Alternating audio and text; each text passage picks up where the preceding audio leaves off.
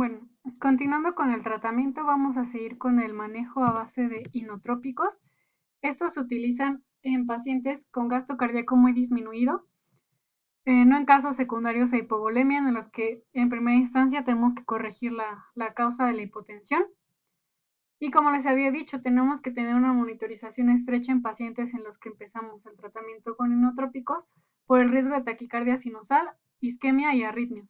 Entonces tenemos que tener al paciente conectado a un monitor todo el tiempo. Y les había dicho el uso de levosimendan en corrección de exceso de beta bloqueo en aquellos pacientes con presión arterial sistólica mayor de 85. Tenemos que ir evaluando la respuesta del paciente y hacer un aumento gradual de la dosis. En cuanto a los vasopresores, de primera instancia se utiliza la noradrenalina o dopamina a dosis altas. Esto nos va a permitir redistribuir el aporte sanguíneo a órganos vitales con aumento de la poscarga del ventrículo izquierdo. Entonces vamos a forzar de alguna manera el miocardio con este aumento de la poscarga, pero tenemos que garantizar una adecuada perfusión. Entonces por eso les comentaba que primero tenemos que empezar el tratamiento vasopresor y una vez con el paciente estable ya iniciamos el tratamiento con inotrópicos. Aquí son algunas de las recomendaciones que se utilizan realmente de primera línea y el que más utilizamos nosotros en el hospital es la noradrenalina. No requiere una dosis de bolo y la tasa de infusión es de 0.2 a 1 microgramo kilo minuto en pacientes con patología cardíaca. Otros fármacos que podemos utilizar en pacientes con arritmias como fibrilación auricular de respuesta ventricular rápida, digoxina, dosis de 0.25 a 0.5 miligramos, antagonistas de vasopresina también como parte del doble bloqueo que habíamos comentado, opiáceos para aliviar disnea y ansiedad, sobre todo en pacientes con edema agudo pulmonar, algunos ansiolíticos en pacientes agitados, en pacientes con delirium, siempre con la vigilancia estrecha de la tensión arterial. Este es uno de los estudios más recientes que se hicieron acerca del tratamiento de falla cardíaca. Se utilizó el sacubitril/valsartán como manejo en estos pacientes. Se estudió en pacientes con insuficiencia cardíaca ya crónica, ya tenían una patología previa de base, con FEBI reducida, y que se hospitalizaron en este momento del estudio por datos de descompensación. Pero es importante mencionar esto, que eran pacientes que ya tenían una cardiopatía de base. Valoraron la estabilización hemodinámica en primera instancia y se dividieron a los pacientes en dos grupos. 440 recibieron sacubitril, 97 miligramos cada 12 horas, y valsartán, 103 miligramos cada 12 horas. En el segundo grupo hubo 441 pacientes que recibieron el manejo estándar con YECA en alapril 10 miligramos cada 12 horas. Y el desenlace que ellos querían medir era la disminución de los niveles de ProBNP en la semana 4 y 8 como respuesta pues, a la mejoría bioquímica de los pacientes. Y se ve que existió una disminución significativamente estadística mayor en aquellos pacientes que recibieron sacubitril/valsartán de primera instancia en lugar del IECA, que es pues el tratamiento inicial en los pacientes con falla cardíaca.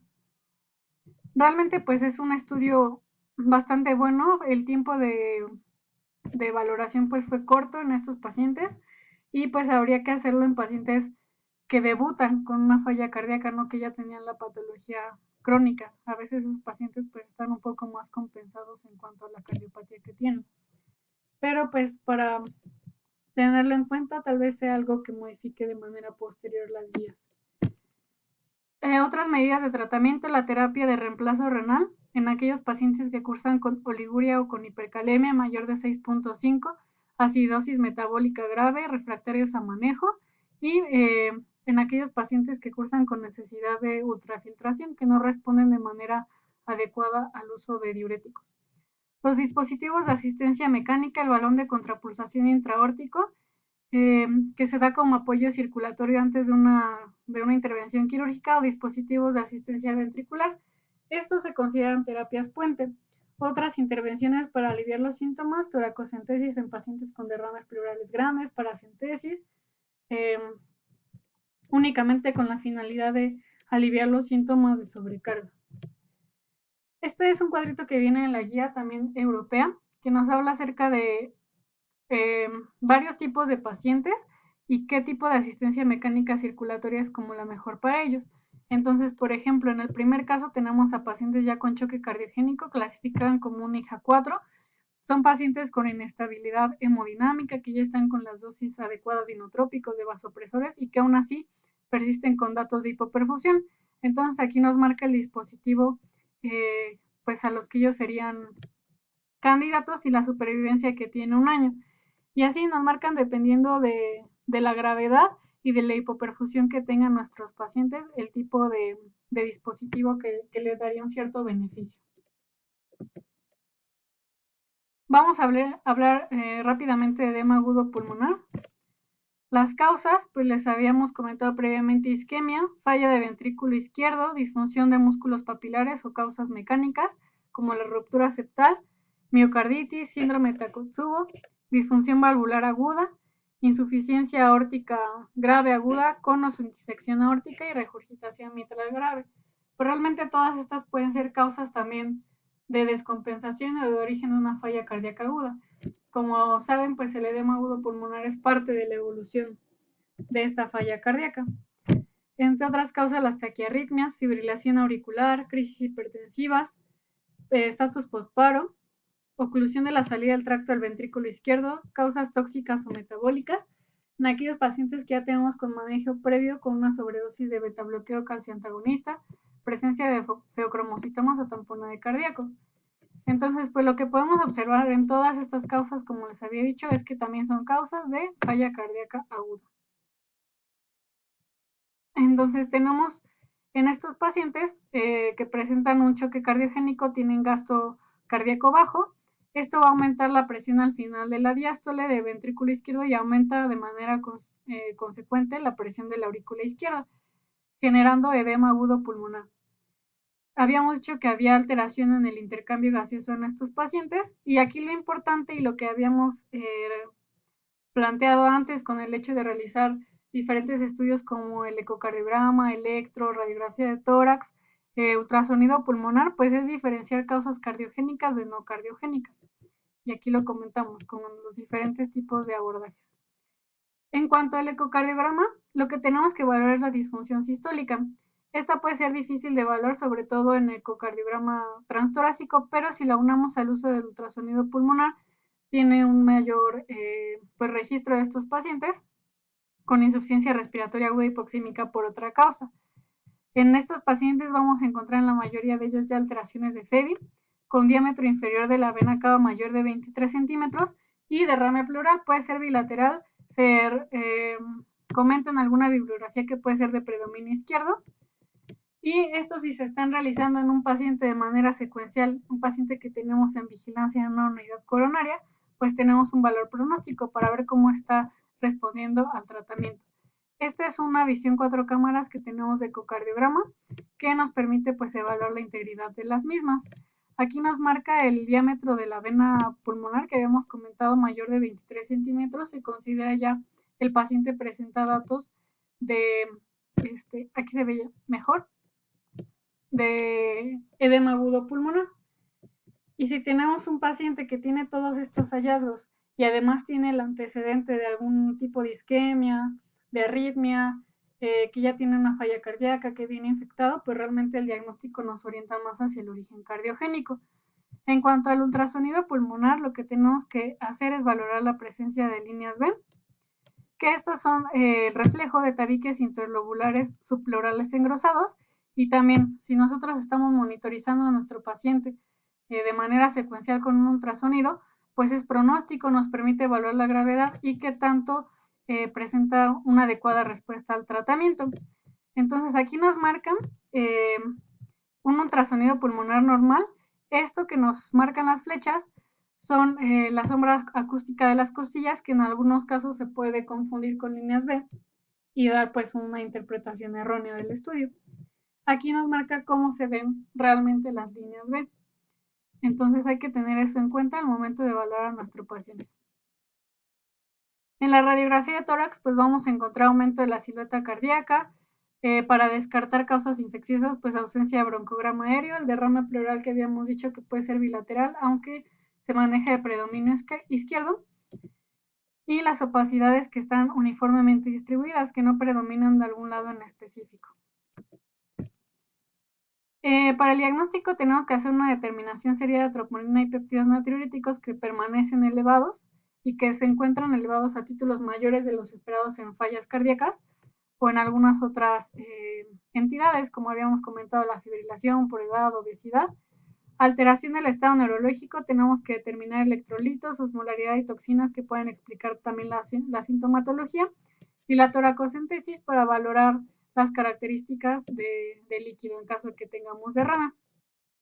El tratamiento pues realmente es muy parecido al de la falla cardíaca, como les había dicho, es una complicación o una evolución natural de la misma. La ventilación y oxigenación se puede usar con presión positiva. El manejo pues inicial aquí es con CPAP en estos pacientes. La meta, mantener una oxigenación mayor del 95% y una presión parcial de oxígeno mayor al 70%. La hipoxia puede afectar de manera negativa si es una hipoxia que se está perpetuando el aclaramiento de este edema alveolar. Pero si nosotros llevamos a nuestro paciente a un estado de hiperoxemia, también puede resultar perjudicial para la evolución clínica. Para mejorar la oxigenación, como habíamos dicho, el estado gasométrico, el estado metabólico, se puede utilizar la ventilación con presión positiva. El CPAP que habíamos comentado da un nivel estable de presión positiva sin aumentos inspiratorios y reduce el retorno venoso y la poscarga del ventrículo izquierdo, que son los cambios que ya habíamos comentado. Existen muchos tipos de interfaces que se pueden utilizar para el uso de CPAP, la mascarilla nasal, la que es de cara completa, y la que nosotros manejamos es esta. El problema a veces es que pues no, debido al tamaño o la anatomía del paciente, pues no hay fugas importantes y no permiten un adecuado manejo con el CPAP. El tratamiento con diuréticos obviamente disminuye el líquido extravascular y mejora la oxigenación. Este es el tratamiento que tenemos que empezar de primera línea de manera temprana. Y ya habíamos hablado del efecto vasodilatador que presentan, disminuyendo el retorno venoso y mejorando la poscarga del ventrículo izquierdo. Entonces realmente, como les había dicho, el manejo pues es bastante similar. También está recomendado aquí el uso de vasodilatadores para disminuir la precarga en pacientes que cursan hipertensos y con edema agudo pulmonar, y esto va a permitir disminuir las resistencias vasculares pulmonares, mejorando, alterando el mecanismo de perfusión. Morfina y opioides igualmente reducen la precarga y hasta cierto punto la poscarga y gasto cardíaco y mejoran el estado neurológico en aquellos pacientes. Los YECAS, que se utilizan más en pacientes con hipertensión, inotrópicos, levosimendan y pues el tratamiento de la causa desencadenante también. En muchos casos pues son las taquiarritmias. Ahora, en cuanto a la monitorización que nosotros tenemos que tener con un paciente con diagnóstico de falla cardíaca, es la no invasiva, mediante la medición de signos vitales, mantener el registro de peso diario, que muchas veces es algo que no hacemos en los pabellones, y la cuantificación estricta de líquidos, el balance hídrico estricto, vigilar los signos y síntomas de disnea que empeoren o que vayan mejorando, y determinación diaria de la función renal y de los electrolitos por el uso de los diuréticos de asa. Este es un análisis post-hoc que se realizó en cuanto a la mejoría de los pacientes, que se les hacía peso diario, que se les hacía un control estricto de líquidos.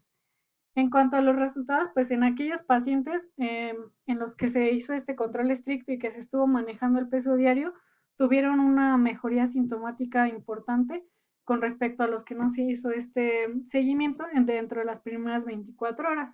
Entonces, les había comentado, no es algo que se realice a veces en los pabellones, sin embargo, pues sí es un determinante pronóstico para los pacientes. Los biomarcadores que tenemos que determinar es el equilibrio ácido-base, lactato que se mantiene elevado es de peor pronóstico para nuestros pacientes, electrolitos, función renal, hepática, el aclaramiento de las enzimas cardíacas y el seguimiento con estudios de imagen, que tenemos el electrocardiograma, la radiografía de tórax, el ultrasonido pulmonar y ecocardiograma, que habíamos dicho que si se realizan de manera consecutiva, pues dan un pronóstico también. La monitorización invasiva en algunos pacientes que tengan manejo en la unidad de cuidados intensivos. Y estas son las metas que tenemos tanto a corto como a mediano plazo. Y pues